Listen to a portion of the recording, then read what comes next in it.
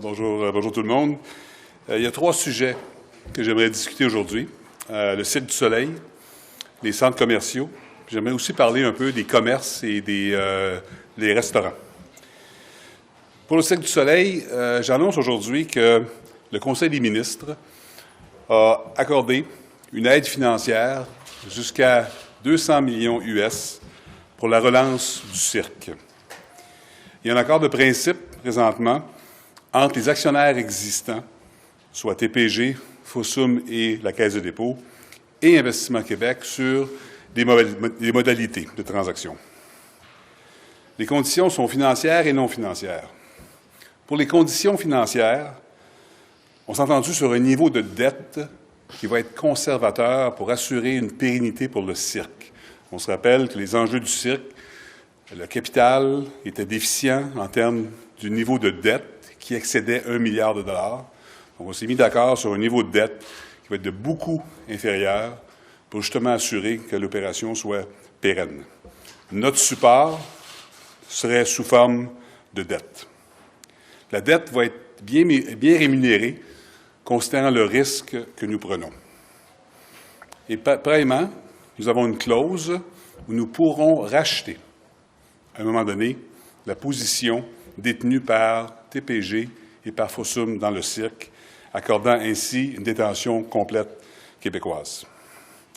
Les impôts du cirque vont continuer à être payés au Québec et au Canada, ainsi que le salaire des dirigeants va être très raisonnable, comme on fait dans toutes les situations où le gouvernement s'implique. En ce qui touche les conditions non financières, le siège social et le centre de décision vont être au Québec. Les brevets, propriété intellectuelle vont demeurer au Québec et la haute direction va être résidente du Québec. C'est un processus qui est très complexe et dans les semaines à venir, nous allons voir les actionnaires faire une proposition et pendant ce temps-là, d'autres acteurs, d'autres repreneurs pourront aussi prendre position, comme on le voit présentement dans les journaux. Deuxième annonce sur les centres commerciaux. Suite à l'annonce du premier ministre hier, je suis heureux de confirmer la réouverture des centres commerciaux à compter du 1er juin, en dehors de la CMM et en dehors de la MRC de Joliette. Pour ces 2 territoires, nous allons venir ultérieurement pour une annonce. Comme vous savez, on surveille attentivement la situation épidémiologique entre chaque réouverture et nous attendons les avis favorables de santé publique avant d'aller de l'avant.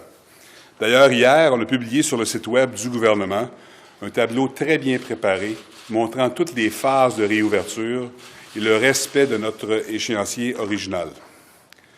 La réouverture des centres commerciaux est évidemment une bouffée d'air frais pour les commerçants et pour les employés du commerce de détail. Le CNESST a publié un protocole très bien défini où on explique comment va s'opérationnaliser le rehaussement sanitaire des centres commerciaux qui est disponible sur le site Web. Ils ont aussi publié une liste des vérifications quotidiennes que chaque commerçant et chaque propriétaire de centres commerciaux doivent respecter. Ces consignes ont été élaborées, comme j'ai mentionné, par le CNESST en collaboration avec Santé publique. Voici quelques exemples. Le nombre de clients et dans les commerces et dans le centre commercial sera limité. Des cloisons pleines seront installées aux caisses, aux kiosques d'information et aux comptoirs des restaurants de la foire alimentaire. Les aires de restauration ne pourront toutefois pas recevoir des clients. Seuls les mets pour emporter seront permis. Dans la mesure du possible, il y aura un sens de circulation unique. Au besoin, les agents de sécurité seront là pour rappeler la distanciation, limiter la durée des visites et, bien sûr, les clients qui présentent des signes, des symptômes devront reporter leurs achats. Et encore une fois, il faut respecter la distanciation de 2 mètres et le port du couvre-visage est fortement recommandé pour tous les clients. Nous comptons bien sûr sur la collaboration de tous pour une étape importante du déconfinement et ça se passe dans le respect des consignes sanitaires parce que, ultimement, l'important, demeure la santé, la protection des travailleurs et évidemment l'ensemble de la population. Mon troisième sujet touche les commerces et la restauration. Il y a 660 000 travailleurs au Québec qui travaillent dans le commerce de détail et commerce de gros. On parle de 34 000 entreprises qui représentent plus de 11 du PIB du Québec. Quant à la restauration, on parle de 218 000 travailleurs et on parle de 15 000 entreprises et on parle d'un PIB de près de 2 Donc, ensemble, commerce, restauration, on parle de 13 du PIB du Québec. J'ai été mis au courant il y a quelques semaines de des locataires auraient reçu des avis d'éviction pour non-paiement de loyer durant la crise pandémique. Ce n'est pas nécessairement généralisé, mais je trouve ça inacceptable. Conséquemment, au gouvernement, nous voulons établir des procédures pour suspendre, durant la période du COVID, les évictions de locataires dans les cas de non-paiement de loyer. Dans les semaines qui vont suivre, nous allons mettre en place cette réglementation. Deuxièmement, j'aimerais profiter de la tribune pour encourager fortement les propriétaires immobiliers de vouloir souscrire au programme d'Urgence Canada pour les loyers commerciaux. C'est un programme qui est très important pour nos 50 000 entreprises. Les petites entreprises se qualifient, ceux qui ont des loyers de 50 000 et moins, qui ont moins de 20 millions de ventes consolidées et qui ont des revenus qui ont chuté de façon importante. Il est important que ce programme-là fonctionne, parce que ça va libérer beaucoup de pression financière sur nos commerçants et nos restaurateurs. Nous avons au Québec présentement le programme du FLI, le programme du Pacte, que nous allons au besoin modifier, parce qu'on va vouloir agir pour être sûr que nous protégions le plus possible ces commerçants qui ont un rôle important dans l'économie du Québec. Je vais prendre vos questions. Merci. Monsieur le ministre, d'abord, c'est quand même assez incroyable qu'avec autant d'annonces aussi importantes, on ait qu'à peu près juste une dizaine de minutes pour vous poser nos questions. Je trouve que c'est inacceptable. Maintenant, êtes-vous en mesure de nous confirmer que les campings pourront aussi ouvrir leurs portes le 1er juin, puisque là, c'est déjà sorti dans tous les médias. Le journal Le Devoir a obtenu une copie de courriel interne qui ne devait pas être rendu public. Et maintenant qu'ils le sont, pouvez-vous nous confirmer cette information-là également aujourd'hui? Il reste 15 minutes, on avait 3 sujets, c'est devenu un 4e sujet, mais je vais essayer de répondre quand même. On a établi hier la fameuse cédule là, que j'ai devant moi, qui est la cédule du déconfinement, dans laquelle on parle. La prochaine étape qui s'en vient, c'est certaines sources d'hébergement, dont les campings. Alors, dans les... Le 1er juin, c'est le cas. Je ne peux pas confirmer aujourd'hui. C'est déjà dans les médias, monsieur le ministre. Peut-être. Moi, je ne suis pas au courant. Je n'ai pas parlé de santé publique. La santé publique va le confirmer. Je ne peux pas vous le confirmer aujourd'hui. Votre offre de 200 millions américains pour le Cirque du Soleil, est-ce que c'est valide pour d'autres repreneurs? Est-ce que le gouvernement va appuyer d'autres gens qui pourraient être susceptibles de vouloir acheter, dont des acheteurs québécois? Est-ce que ce 200 millions-là est disponible pour tout le monde? Écoutez, si les conditions sont respectées, pourquoi pas? Parce que la raison pourquoi nous avons supporté les actionnaires existants, c'est que nous voulions ancrer la reprise du Cirque du Soleil au Québec. Alors, les conditions qui ont été établies, financières et non financières, nous rendent très heureux de la relance du cirque. Si, dans le processus, d'autres actionnaires étaient pour gagner l'acquisition du cirque, ce programme-là pourrait être aussi disponible. C'est une propriété étrangère, là, en majorité.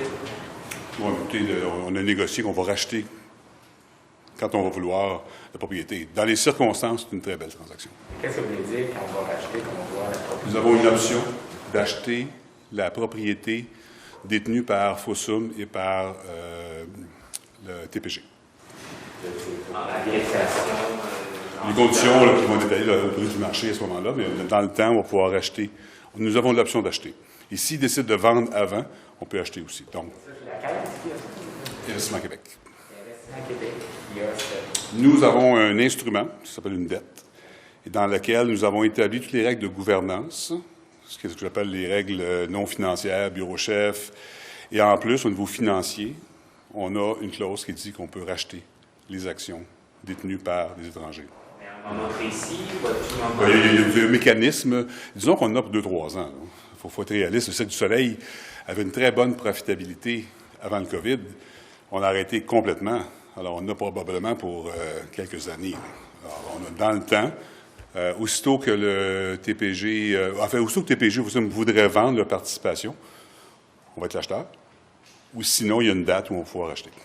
OK, mais est-ce que là, il est question de s'allier à Guy Laliberté qui s'est manifesté pour qu'il y ait une forme d'alliance avec vous? Écoutez, premièrement, il y a une espèce de processus, il y a un concours, entre guillemets. Il y a des gens qui ont levé la main disant qu'ils étaient intéressés à acheter. On en connaît deux, il y en a plus que deux probablement. On va voir ce qui va arriver. Nous, on supporte les actionnaires existants.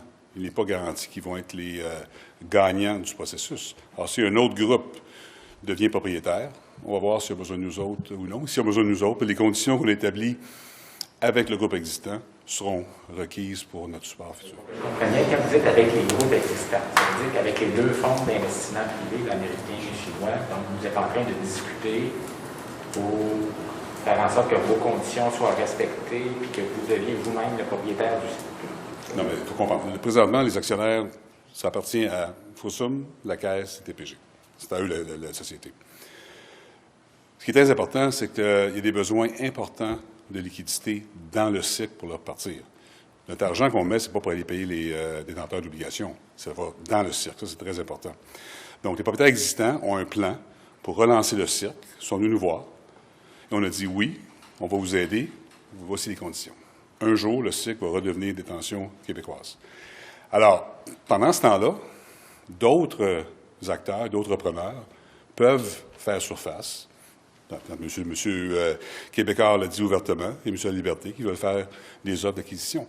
Donc, il y aura un processus, et on va voir qui va être l'acheteur qui va gagner. Donc, nous, présentement, on supporte les actionnaires existants. Bien sûr, on n'est pas assuré qu'ils vont être les gagnants. Quand vous dites que vous les supportez, vous les appuyez de quelle façon? Avec un instrument de 200 millions de dettes. OK.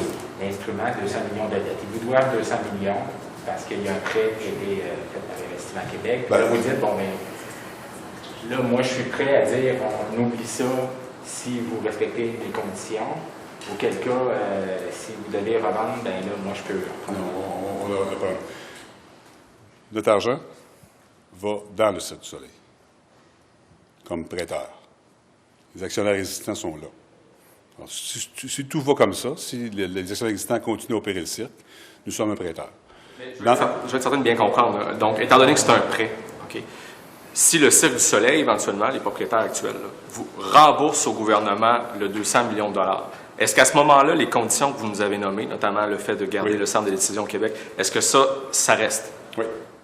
Tant que les actionnaires existants sont là, les conditions vont demeurer. Et donc, c'est ça. Donc, tant que les actionnaires existants sont là, donc vous reconnaissez qu'il y a une zone d'incertitude? Non, pas du tout. Au contraire, nous avons le choix d'acheter le cirque là, aussitôt que les actionnaires veulent vendre. Mécaniquement, là, si les actionnaires veulent vendre, on est là, on peut acheter. On peut acheter. On est les premiers qui vont venir voir. Sinon, dans le temps, il y a une date où on va racheter. Ça pourrait osciller autour de combien à ce moment-là? Combien? Acheter le cirque. La valeur à ce moment-là. La valeur marchande. Le gouvernement du Québec, on fait relais à cirque. Non, on n'est pas actionnaire. Si on l'achète, oui, mais si on l'achète, on va probablement avoir un partenaire probablement québécois. C'est la raison pourquoi on n'est pas actionnaire aujourd'hui, pour cette raison-là. On ne veut pas gérer le cirque, ce n'est pas notre capacité. Mais juste, je me mets à la place du monde là, un peu, là, puis là, je me dis, bon, là, c'est clair qu'on s'en va vers le gouvernement du Québec qui rachète ça, ou c'est une possibilité, il y a une chance sur 10 que ça arrive, cette histoire? Bien, première chose, la plus importante pour le cirque, c'est qu'on relance le cirque avec des Québécois au pouvoir, avec des Québécois qui vont travailler là, et la propriété intellectuelle qui va être là et les impôts qui vont être payés, comme c'est le cas avant. Ça, c'est le désir du gouvernement. La détention devient honnêtement un peu secondaire. Le Cirque du Soleil est un élément important dans la garde de créativité du Québec. Alors, l'intention première du gouvernement, on veut repartir le cirque. Alors, ce que nous avons fait, ce qu'on fait présentement avec notre structure de support, l'argent s'en va dans le cirque, et là, on a ancré des conditions qui font que nous sommes satisfaits de comment le cirque va opérer, si ces actionnaires existants continuent. En plus de ça, on a négocié, parce qu'il faut comprendre, les fonds d'investissement privés comme TPG achètent et vendent leurs actifs. Donc, on veut être capable de dire, quand ils vont vouloir vendre, on ne va plus acheter.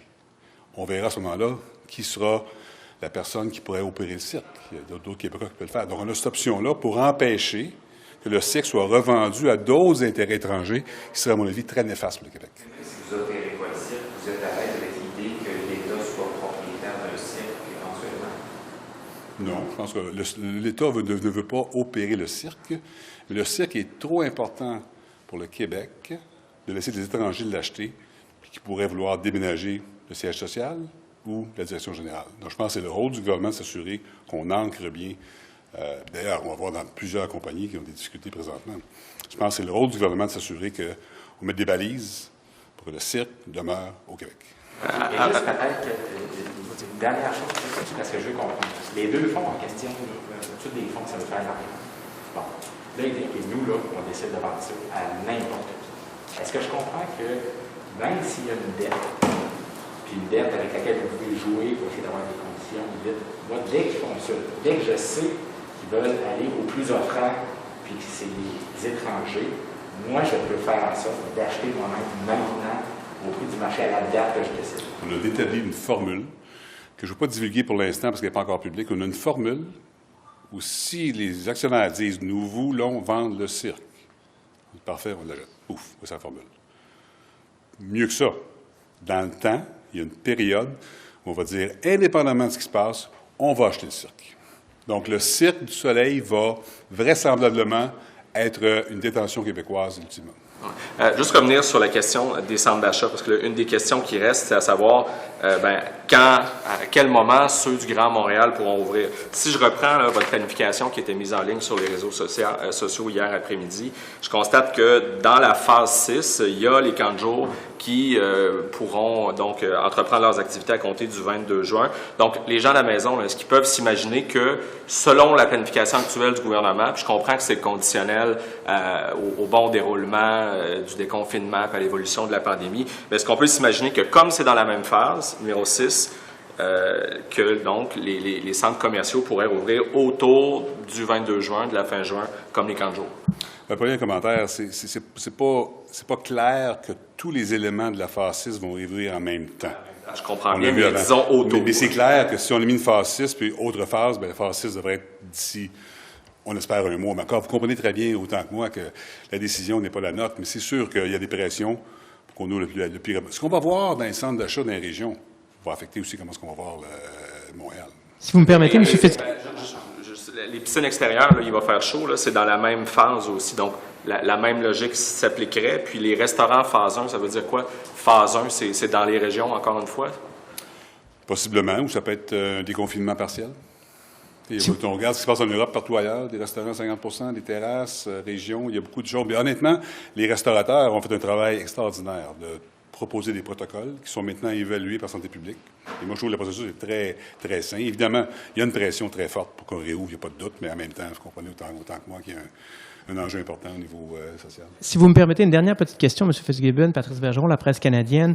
Dans le cas d'un centre commercial, s'il y a éclosion, est-ce qu'on ferme le commerce ou est-ce qu'on ferme le centre commercial? Ça sera quoi la procédure si on détecte qu'à un moment donné, il y a un foyer de transmission dans le centre commercial? Bien, je pense que ça va dépendre d'où vient, je ne suis pas santé publique, mais ça va dépendre d'où vient la propagation. C'est-tu les employés du commerce? Tout le monde est contaminé, probablement qu'on va fermer les magasins. Fort probablement, c'est plus le regroupement de personnes, ça, c'est le centre d'achat. Les deux sont possibles. OK. On va passer à l'anglais maintenant. Il nous reste un peu de temps. Katsune. You're putting $200 million up to in debt. What do you say to Quebecers that they listen to you right now? It's very hard for a lot of Quebecers to lost their jobs and some of them lost their businesses if they tell you that you're picking up losers and you're choosing winners. Well, first of all, I think to say that the cirque is loser is a bit harsh. Because you're picking up right, businesses that will become winners in this pandemic and others they will just lose. Well, we have to understand that cirque has been an important part of the creativity cluster for Quebec.